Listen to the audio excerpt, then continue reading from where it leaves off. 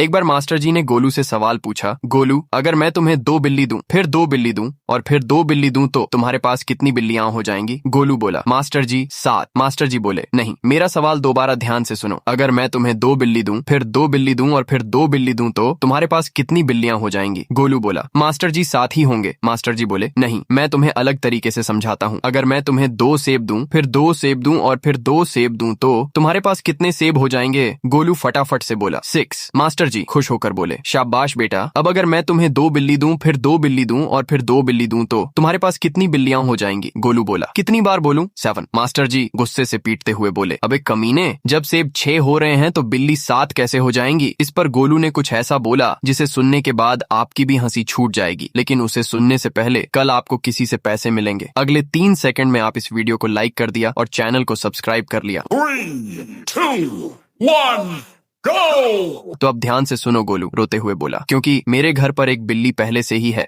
समझ रहे हो?